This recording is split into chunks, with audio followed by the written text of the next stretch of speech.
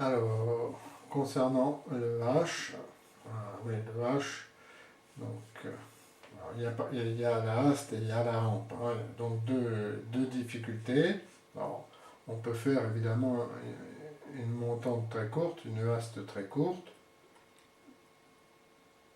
juste comme ça par exemple. Là je le fais naturellement, voilà, hop, et voilà. Donc là j'ai un H. On remarque qu'on a un plein ici et un demi-plein là. Or, on peut également donc augmenter la haste, donc en faisant comme ça, donc là tout naturellement. Hein. Ici par contre c'est pas tout à fait naturel. Je me mets sur le coin droit de la plume. Donc ça oblige à un mouvement de pivot de la main et en même temps de tourner la plume. Donc on pivote et on tourne. Après je replante ici et j'entame. Alors ça dépend. Soit je veux le plein ici, soit je veux le plein là. Alors on va commencer par un plein à gauche par exemple. Donc j'amorce le geste normalement. Ici, voilà, on peut le faire sans tourner la page, mais si on tourne la feuille, c'est quand même plus commode. Et là, j'appuie sur ma plume. Je relâche, je fais la jonction, et voilà. Donc là, j'ai mon plein ici. Donc je vais recommencer ce mouvement-là. C'est un peu compliqué. Donc là, je monte la partie supérieure, on arrondit, j'amorce, là je pivote, et je tourne ma plume. Voilà. Je l'ai fait lentement, donc c'est un petit peu trembloté. Alors là, je reprends ici. Et là, donc, on va faire le plein de l'autre côté en face. Donc, pareil, en fait, il faut le faire à l'envers. Donc là, je descends comme ça. Là, je tourne la plume pour venir vraiment sur le coin gauche de la plume. Je relâche. Et je tourne la plume complètement à l'envers. C'est assez difficile ce mouvement-là. Et je remonte, j'appuie et je relâche. Voilà, moyennant quoi, j'ai mon plein à droite, sans bouger la feuille. Moins on bouge la feuille, en fait, mieux c'est.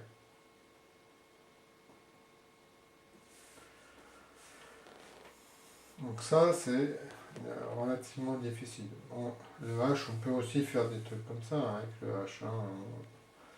Il y a plein de formes de H, hein, y compris celui-là, je le rappelle. Là, par exemple. Donc ça, aussi, c'est un H. Il y a beaucoup de formes.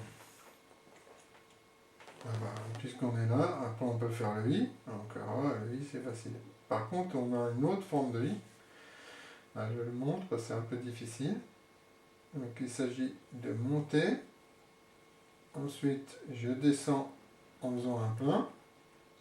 Et puis je remonte en faisant un délié. C'est ces parties montantes qui sont difficiles. Parce que, donc je refais là, il faut en fait le faire sur le coin du bec, avec plein de légèreté, redescendre sur les deux lames, faire un plein descendant, et là on remonte sur le coin droit de la plume. Donc ça c'est un geste un petit peu difficile. Alors, qu'est-ce qu'on peut faire? Un M, par exemple, on peut faire un M, on va faire, parce qu'on les trouve dans les textes, alors c'est un peu un M une capitale en fait. Hein.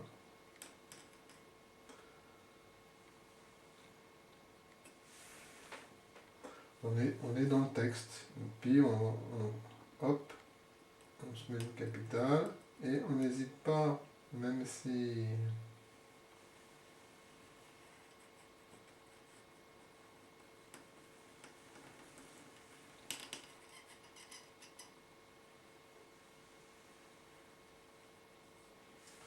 Voilà.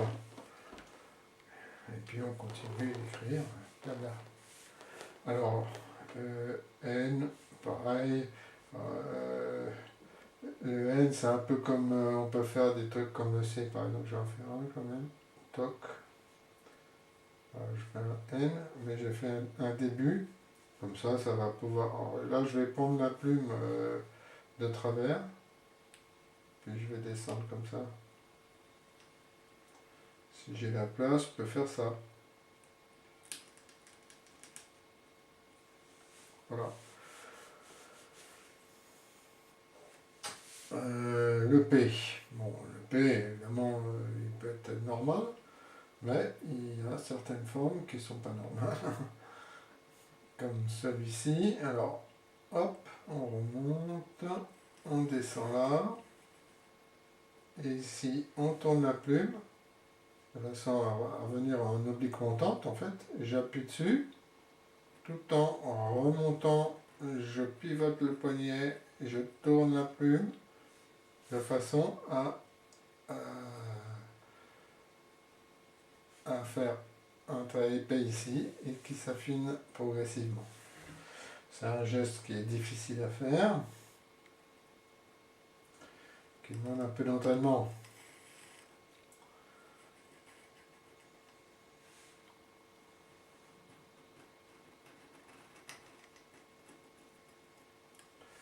Voilà, souvent c'est un petit peu comme ci, comme ça, mais on reprend, hein. Ça dépend du papier aussi. Enfin, j'ai pas à me plaindre de ce papier-là.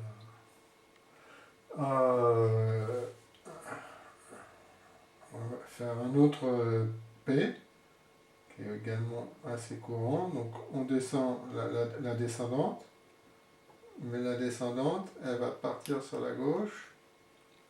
Hop, on revient comme ça, et voilà.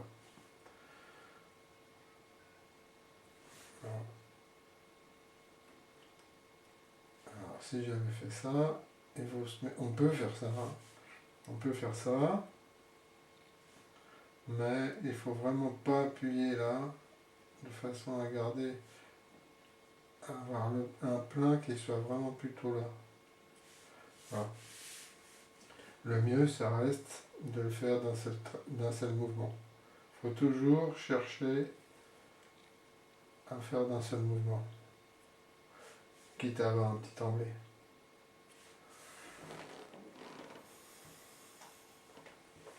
Le R. Alors le R, il se fait comme ça. Ouais, je le fais comme ça. Alors si je me mettais un zoom où je passe au microscope, le mouvement que je fais, c'est celui-ci. Là, je fais très gros. Hop, hop, je remonte et hop, voilà. En tout petit.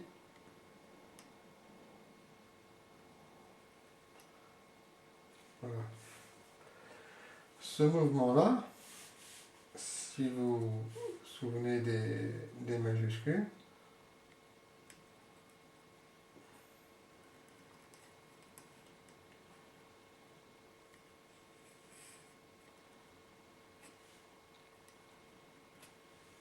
voilà, donc ça c'est un R majuscule. Et en fait, ici, on fait le même mouvement.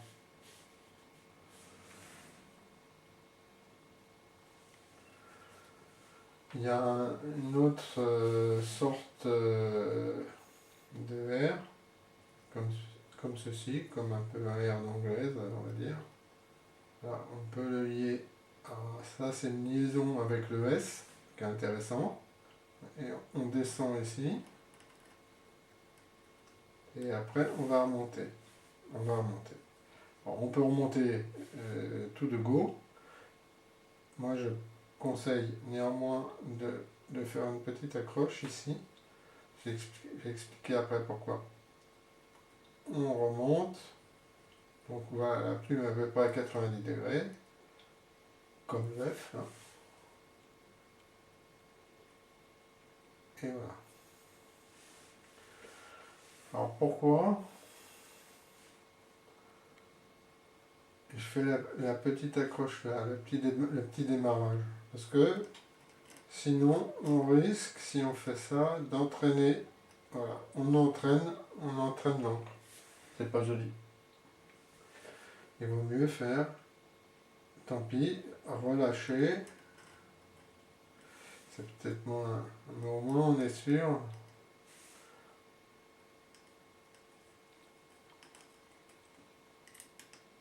On a une autre forme. Voilà.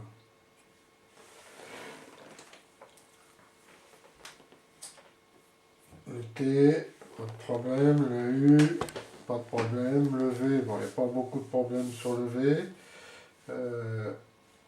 Plusieurs façons de faire quand même. Donc on peut prendre ça, on peut faire comme ça.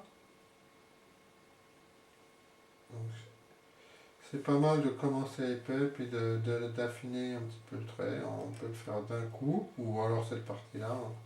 Ici on peut faire, mais sans appuyer, là, faut vraiment pas appuyer. Faire comme ça. Petite variante, donc on commence ici exactement de la même manière.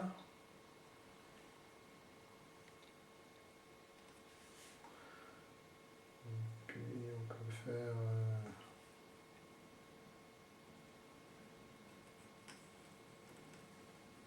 en fonction de la place qu'on a. Hein. Voilà. Sinon, on ne fait pas tout ça, on fait tout simple. Voilà. Ou alors juste une petite accroche.